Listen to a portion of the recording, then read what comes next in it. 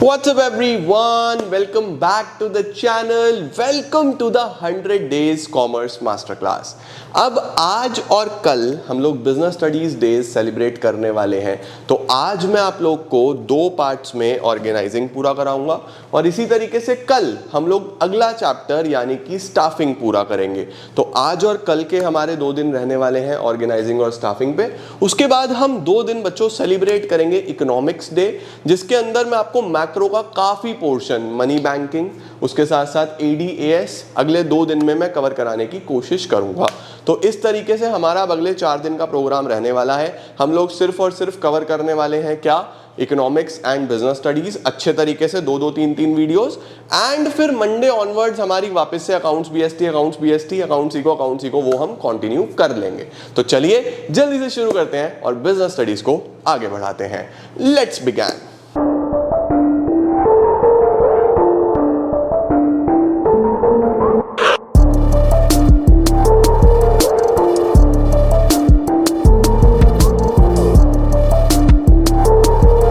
अब बच्चों समझने की कोशिश करते हैं हम कि ये सबसे पहले ऑर्गेनाइजिंग होता क्या है। देखो बेटा, बिजनेस स्टडीज में ना सबसे अच्छा तरीका है पढ़ने का कि आप कॉन्सेप्ट अच्छे से समझो, एनसीईआरटी की हेडिंग्स लर्न करो और इंटरनली जो भी आपने समझा है उसको लिखने की कोशिश करो। तो कॉन्सेप्चुअल क्लैरिटी बहुत इंपॉर्टेंट है, अच्छे एग्जांपल्स के साथ, जो मैं आपको बहुत शानदार एग्जांपल्स के मदद से समझा दूंगा, तो प्रॉब्लम आने नहीं वाली। 5 फंक्शन आपने पढ़े मैनेजमेंट में। सबसे पहला फंक्शन क्या होता है? प्लानिंग। जब आप सब कुछ प्लान करके चलते हो, each and everything is planned, है ना। एडवांस में डिसाइड करना क्या होने वाला है, कैसे होने वाला है। अब मैं एग्जांपल ले लेता हूं बच्चों एक बैंक की, ठीक है। एक बैंक जब अपना काम शुरू करता है तो सबसे पहले प्लान करता है कि भैया इस अगले वीक में इतना काम होने वाला है, इतने हमारे अकाउंट खुलने चाहिए, इतने हम लोन देंगे, इतना हमें लगभग रेवेन्यू आएगा यानी डिपॉजिट्स आएंगे, और ये उनकी प्लानिंग है। अब प्लानिंग हो गई, प्लानिंग के बाद उन्हें क्या करना है? प्लानिंग के बाद बच्चों ने काम को अच्छे से ऑर्गेनाइज करना है। ऑर्गेनाइज का मतलब है जो मिलता जुलता काम है, फॉर एग्जाम्पल कैश से रिलेटेड काम है, उसका उन्होंने कैश का डिपार्टमेंट बना दिया। लोन से रिलेटेड काम है, उसका उन्होंने लोन का डिपार्टमेंट बना दिया। इसी तरीके से जब हम सिमिलर काम को एक साथ रखते हैं और उनके अलग अलग डिपार्टमेंट्स बना देते हैं, तो कोई भी काम रिपीट नहीं होता, रिसोर्सेज वेस्ट नहीं होते और सब अच्छे तरीके से होता रहता है। उसको क्या बोलते हैं हम? ऑर्गेनाइजिंग। ऑर्गेनाइजिंग बच्चों सब जगह देखने को मिलता है। अब हमारा ऑफिस है, हर काम अच्छे तरीके से डिवाइडेड है। मुझे पता है कि मेरी कहाँ पे जगह है, अगर कोई स्टाफ है तो उसको पता है कि वो कहाँ पे बैठेगा, उसकी क्या प्लेस है, कौन सी चीज़ कहाँ मिलेगी, ये भी ऑर्गेनाइजिंग है। क्या हमारे घर में भी मम्मी सब ऑर्गेनाइज करके रखती है, वो भी ऑर्गेनाइजिंग है। तो ऑर्गेनाइजिंग का सर मतलब क्या होता है? देखो बहुत सिंपल सी बात है, ऑर्गेनाइजिंग में लिखा हुआ है it can be defined as identifying and grouping. Identify करना और ग्रुप करना अलग अलग एक्टिविटीज ऑफ द ऑर्गेनाइजेशन और एक साथ लेके आना, क्या? फिजिकल, फाइनेंशियल और ह्यूमन रिसोर्स को। यानी कि जो भी फिजिकल का मतलब जो मशीनें हैं, फाइनेंशियल का मतलब जो पैसा है, और ह्यूमन रिसोर्स का मतलब जितने भी लोग हैं, तीनों मिलके काम करते हैं। अब देखो मैं यूट्यूब पे वीडियो कर रहा हूं तो मुझे कैमरा चाहिए, फिजिकल रिसोर्स, मुझे बिजली चाहिए, इस बिजली के बिल भरना पड़ेगा, पैसा चाहिए, फाइनेंशियल रिसोर्स, और मेरा भी होना जरूरी है। जब तीनों चीजें साथ में मिलकर काम करती हैं तो अच्छी ऑर्गेनाइजिंग होती है। यही हमारी ऑर्गेनाइजिंग की डेफिनेशन है, समझ गए। ऑर्गेनाइजिंग में अब हमारे पास आता है बच्चों ऑर्गेनाइजिंग का प्रोसेस। प्लानिंग प्रोसेस मैंने आपको याद कराया था, एस डाइज इफ, setting objective, developing premises, identifying alternative courses of action, evaluating alternative courses of action, selecting an alternative, implementing the plan, follow up action। पूरा पढ़ लिया। ऑर्गेनाइजिंग प्रोसेस क्या है बच्चों? याद रखेंगे ऑर्गेनाइजिंग प्रोसेस है IDAE। ऑर्गेनाइजिंग प्रोसेस क्या है हमारे पास? IDAE। Sir what is this IDAE? ये IDAE क्या होता है? देखो हमें काम को ऑर्गेनाइज करना है, डिपार्टमेंट्स बनाने हैं, ग्रुपिंग करनी है, तो सबसे पहले होगा identification and division of work.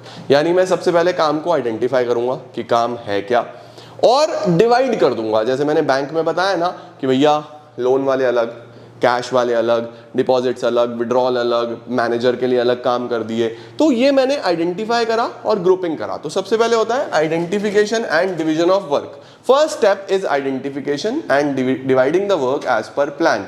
Division से क्या होता है, कोई भी डुप्लीकेशन नहीं होता, सब कुछ क्लियर होता है, आसानी से हो जाता है। फिर क्या करते हैं, डिपार्टमेंटलाइजेशन। डी का मतलब है डिपार्टमेंट बनाना। अब देखो बैंक में अलग अलग डिपार्टमेंट्स होते हैं, कॉलेजेस में अलग अलग डिपार्टमेंट्स होते हैं, यूनिवर्सिटीज़ में अलग अलग डिपार्टमेंट्स होते हैं, आपके घर पे अलग अलग डिपार्टमेंट है, मम्मी का किचन डिपार्टमेंट, पापा का फाइनेंस डिपार्टमेंट, हमारा सब खराब करने वाला डिपार्टमेंट। तो सब बेसिकली डिपार्टमेंट बने होते हैं। तो आइडेंटिफिकेशन डिवीजन कर दिया आपने, फिर आप डिपार्टमेंट्स बनाओगे। डिपार्टमेंट्स बनाने को बोलते हैं डिपार्टमेंटलाइजेशन। अब सर डिपार्टमेंट कैसे बनाओ? देखो बच्चों, दो तरीके से डिपार्टमेंट बनते हैं, या तीन तरीके से भी बन सकते हैं। या तो आप डिपार्टमेंट बना सकते हो टेरिटरी वाइज, कि ये north department, east, west, south, चार बना दिए, है ना। या आप बना सकते हो प्रोडक्ट वाइज, कि भैया मैं रिलायंस हूँ तो मेरा एक डिपार्टमेंट है टेलीकम्युनिकेशन का, एक मेरा डिपार्टमेंट है जो मेरा रिलायंस मार्ट है जिसमें मैं ये ग्रोसरी वगैरह बेचता हूँ, एक मेरा है कपड़े बेचने वाला, रिलायंस पता नहीं क्या नाम है उनका वो।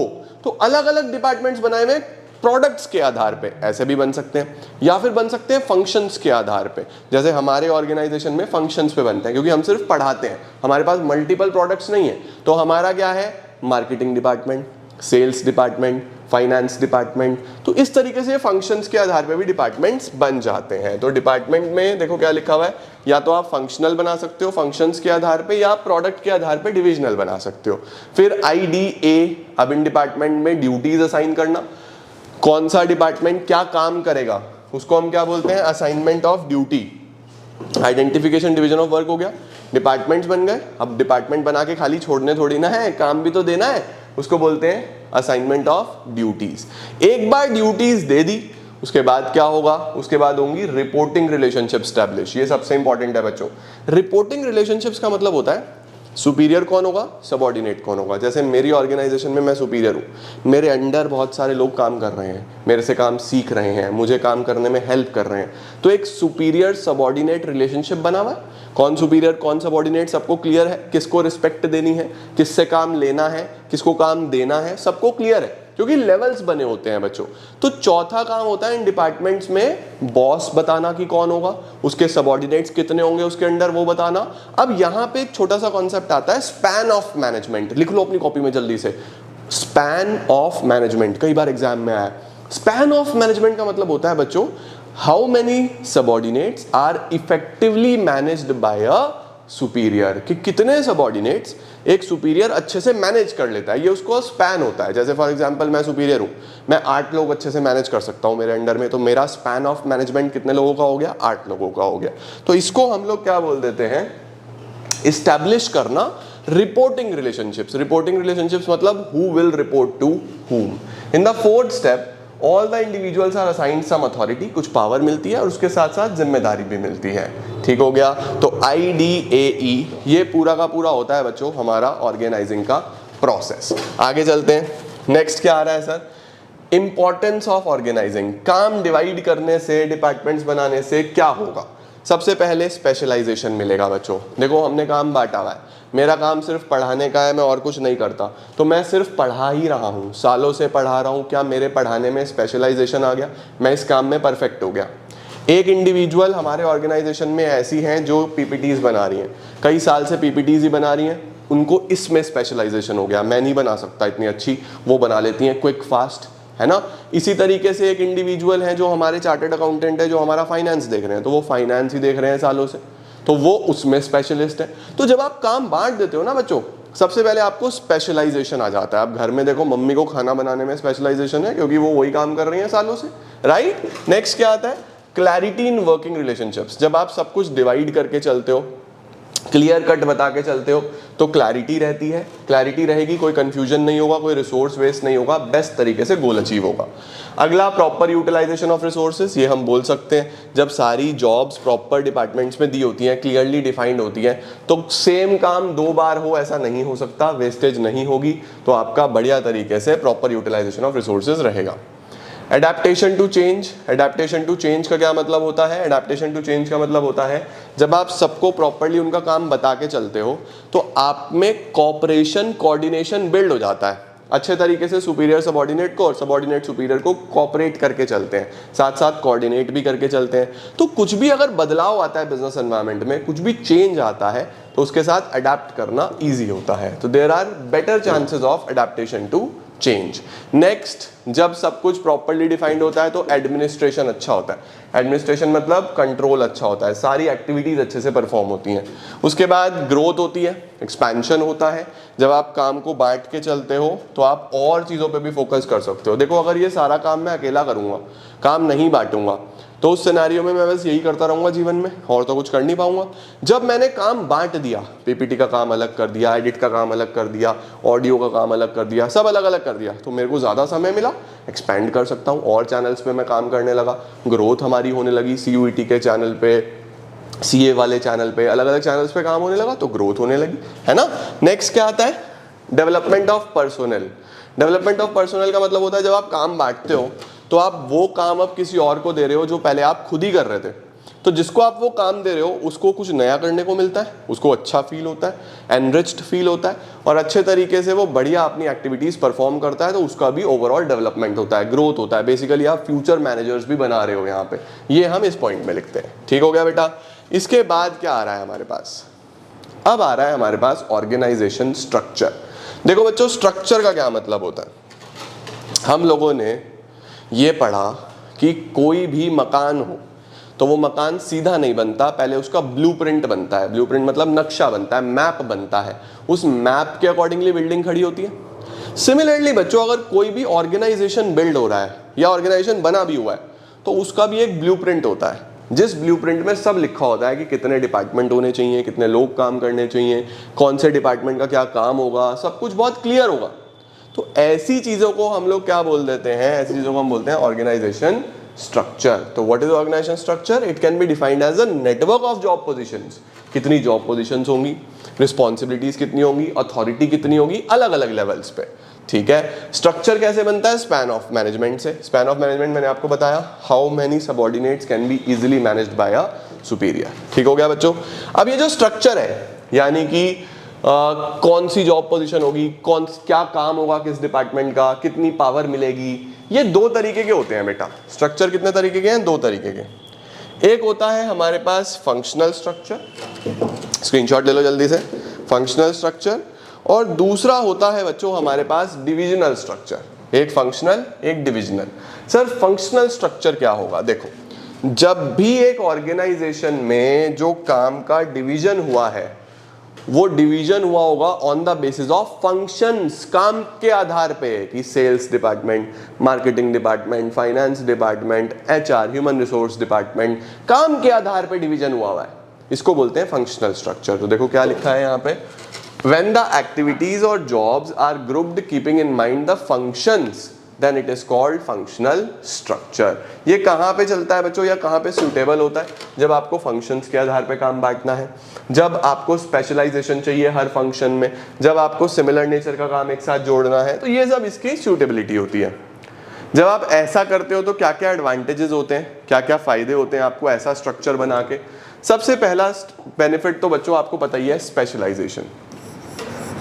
आपको स्पेशलाइजेशन मिलता है काम में, काम में स्पेशलाइजेशन मिलता है। जैसे फाइनेंस वाला फाइनेंस ही कर रहा है, सेल्स वाला सेल्स ही कर रहा है, मार्केटिंग वाला मार्केटिंग ही कर रहा है, तो उस काम में परफेक्शन आ रही है ना, तो आपको सबसे पहले ऑपरेशनल स्पेशलाइजेशन आता है। दूसरा, क्योंकि जो सिमिलर नेचर की एक्टिविटीज हैं वो एक डिपार्टमेंट में डाल दी गई हैं, फाइनेंस की सारी एक्टिविटीज फाइनेंस डिपार्टमेंट में, सेल्स की सारी एक्टिविटीज सेल्स डिपार्टमेंट में, तो यहाँ पे आपके लिए कंट्रोल करना और कोऑर्डिनेशन बनाना आसान होता है, क्योंकि सिमिलर एक्टिविटीज ग्रुप कर दी जाती है सिमिलर डिपार्टमेंट्स में, तो कंट्रोल बनाना आसान होता है।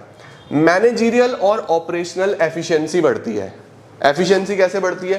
क्योंकि एक काम जिसको सबसे अच्छा करना आता है वही कर रहा है, स्पेशलिस्ट हर काम को कर रहे हैं, तो वेस्टेज नहीं होगी, समय बचेगा, खर्चा कम से कम आएगा, तो अल्टीमेटली आपका एफिशिएंसी बढ़ेगी। डुप्लीकेशन नहीं होगा, जब सब कुछ बहुत क्लियर होगा तो it will lead to minimum duplication of efforts. ठीक है। ट्रेनिंग करनी आसान होगी, लोगों को काम सिखाना आसान होगा, क्योंकि फाइनेंस डिपार्टमेंट में जो काम कर रहा है उसके पास फाइनेंस ही सिखाना है ना। तो ऐसे बच्चों बहुत सारे बेनिफिट्स हो सकते हैं, एडवांटेजेस हो सकते हैं। आप कोई भी 3 यहाँ से याद रख सकते हो, नॉर्मली 3 से ऊपर नहीं आते हैं। ठीक है। परफेक्ट है, ये हमारे एडवांटेजेस हो गए। अब इसके डिसएडवांटेजेस, अगर आप ऐसा कर दोगे तो क्या क्या डिसएडवांटेज हो सकता है। सबसे पहला ये बोला जाता है कि आपने जब इस तरीके से डिपार्टमेंट्स बनाए तो आपका फोकस ना बस अपने अपने डिपार्टमेंट पे हो जाता है। मतलब सेल्स वाले बस सेल्स पे ध्यान दे रहे हैं, फाइनेंस वाले बस फाइनेंस पे ध्यान दे रहे हैं। वो ये भूल जाते हैं कि ओवरऑल ऑर्गेनाइजेशन का क्या गोल था। सपोज ओवरऑल ऑर्गेनाइजेशन का गोल था कि हमें अच्छी क्वालिटी का प्रोडक्ट कस्टमर तक पहुंचाना है। अब सेल्स वाला वो भूल ही गया, सेल्स वाला कह रहा है मुझे तो बेचना है, जो भी आएगा बेचूंगा। मार्केटिंग वाला कह रहा है मैं बस मार्केटिंग करूंगा, प्रोडक्ट अच्छा हो या बुरा हो मुझे कोई मतलब नहीं है। तो अपना काम अच्छे से करने के चक्कर में कई बार ओवरऑल ऑर्गेनाइजेशन का काम हम लोग भूल जाते हैं। तो यहाँ पे हम क्या बोलते हैं कि भैया कई बार लेस इंपॉर्टेंस मिलती है ओवरऑल ऑब्जेक्टिव्स को। कोऑर्डिनेशन में प्रॉब्लम आती है। कोऑर्डिनेशन में क्या प्रॉब्लम आती है कि भैया हर डिपार्टमेंट अपने काम में एक्सपर्ट है और वो बस अपना काम पूरा करना चाहता है, तो दूसरे से कई बार वो इतना ज़्यादा लिंक नहीं कर पाता, लड़ाई झगड़े हो सकते हैं। वही यहाँ पे आ रहा है कॉन्फ्लिक्ट ऑफ इंटरेस्ट, कॉन्फ्लिक्ट हो सकता है। चौथा इनफ्लेक्सिबिलिटी। इनफ्लेक्सिबिलिटी का मतलब वही है, एक एम्प्लॉई एक ही काम में ट्रेंड है। फॉर एग्जांपल मैं सेल्स डिपार्टमेंट में काम करता हूँ, मुझे तो बस सेल्स की ही ट्रेनिंग मिली है। अब सपोज मार्केटिंग वाला आज छुट्टी पे है और मुझे मार्केटिंग का काम करने के लिए भेज दिया जाए, मैं नहीं कर पाऊंगा यार। इसी काम से बचने के लिए जॉब रोटेशन होता है बच्चों। जॉब रोटेशन एक टर्म है जिसमें बोला जाता है कि एक इंसान का जॉब रोटेट करते रहना चाहिए। आप बैंक्स में देखोगे एक इंसान कभी कैश डिपार्टमेंट पे बैठा होगा, कैश काउंटर पे बैठा होगा, वही इंसान अगले दिन कह रहा हूँ अगले महीने या 2 महीने बाद किसी और चीज़ की ट्रेनिंग कर रहा होगा। तो वो क्यों दी जाती है, ताकि अगर किसी दूसरे डिपार्टमेंट का एम्प्लॉय छुट्टी पे हो तो ये कर ले, है ना, ये प्रॉब्लम ना आए इनफ्लेक्सिबिलिटी की। ठीक है। उसके बाद डिफिकल्ट टू फिक्स अकाउंटेबिलिटी। अगर हमारा गोल अचीव नहीं होता in case of failure of the objective, तो हम पता नहीं लगा सकते कि किसकी वजह से ऐसा हुआ है। फाइनेंस की वजह से, सेल्स की वजह से, मार्केटिंग की वजह से, किसके काम में कमी रही, तो ये पता लगाना बहुत मुश्किल है। तो it is very difficult to fix accountability. किसके ऊपर हम ये बोलें, कौन जवाब दे, तो ये सब इसकी लिमिटेशंस पे आ जाता है बच्चों। समझ गए। नेक्स्ट होता है दूसरा तरीका। अब डिपार्टमेंट्स मैंने आपको बता दिए, इसका चार्ट बना लो अपने पास, एक बार बना के चलो जल्दी से। Organisational structure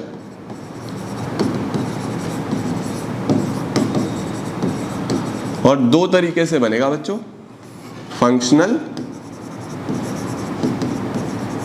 and divisional.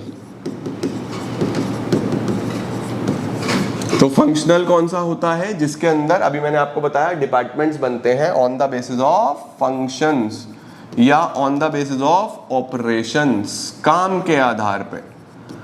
और डिविजनल में क्या होगा, डिविजनल में बच्चों डिपार्टमेंट बनते हैं प्रोडक्ट्स के हिसाब से। ये कौन फॉलो करता है, ये फॉलो करती है वो कंपनीज जो मल्टी प्रोडक्ट कंपनी है। मल्टी प्रोडक्ट का मतलब एक से ज्यादा प्रोडक्ट बनाती हैं। बड़ी बड़ी कंपनी टाटा, रिलायंस, HUL, देखते हो कितनी बड़ी बड़ी कंपनीज होती हैं, ये एक से ज्यादा प्रोडक्ट्स बनाती हैं। तो ये डिविजनल स्ट्रक्चर फॉलो करती हैं। क्यों, क्योंकि डिविजनल में काम को डिवाइड करना पड़ता है प्रोडक्ट के बेसिस पे। देखो यहाँ पे बताता हूँ, जैसे मैंने यहाँ लिखा, ये हमारा जनरल मैनेजर है और जनरल मैनेजर के अंडर फाइनेंस मैनेजर है, सेल्स मैनेजर है, मार्केटिंग मैनेजर है, ह्यूमन रिसोर्स मैनेजर है। तो देखो काम के आधार पे, तो ये कौन सा हो गया, ये तो हमारे पास हो गया फंक्शनल स्ट्रक्चर। ये हो गया हमारे पास फंक्शनल स्ट्रक्चर। अब डिविजनल में क्या होगा, देखो डिविजनल में होगा एक जनरल मैनेजर होगा, इसके अंडर में जो डिपार्टमेंट होंगे वो ऐसे होंगे, कॉस्मेटिक्स, गारमेंट्स, ग्रोसरी, और क्या लें, मेकअप बेच लिया, कपड़े बेच लिए, ग्रोसरी बेच ली, फुटवेयर ये बेच लिया। देखो तो ये हमारे पास यहाँ पे जो डिपार्टमेंट बन रहे हैं वो प्रोडक्ट के बेसिस पे बन रहे हैं, है ना। तो इसको हम कौन सा बोलते हैं, इसको हम बोलते हैं डिविजनल स्ट्रक्चर।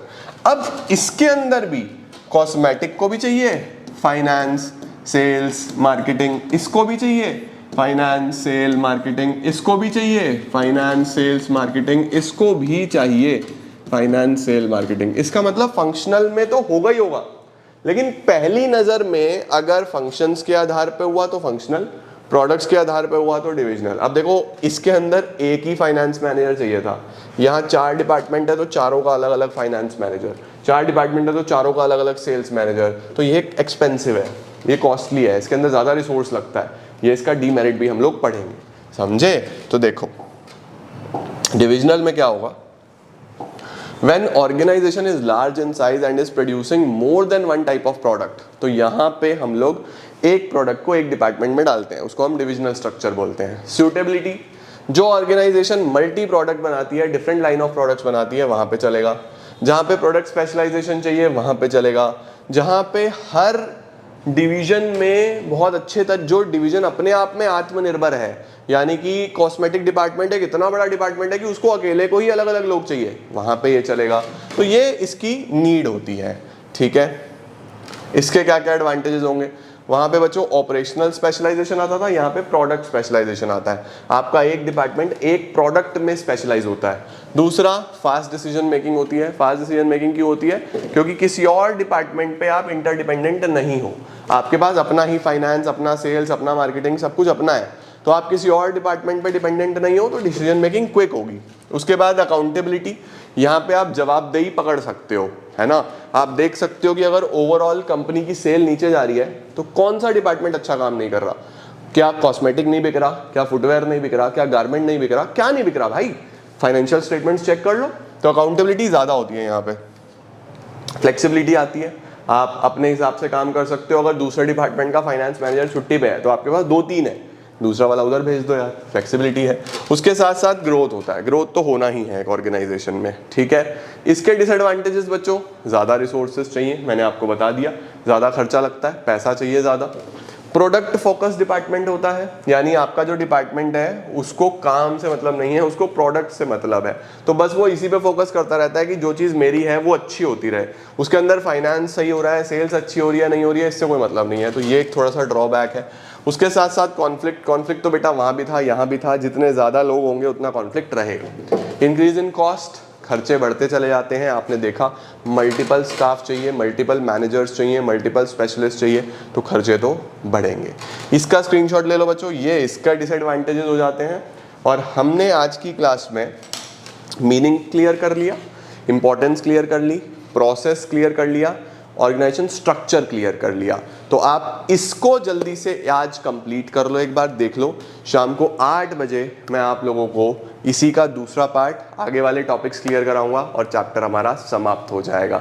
तो it is going to be a very very interesting business studies day. बहुत अच्छे तरीके से हम चैप्टर समाप्त करेंगे और हमारी चीज़ें बढ़िया होती चली जाएंगी, ठीक है।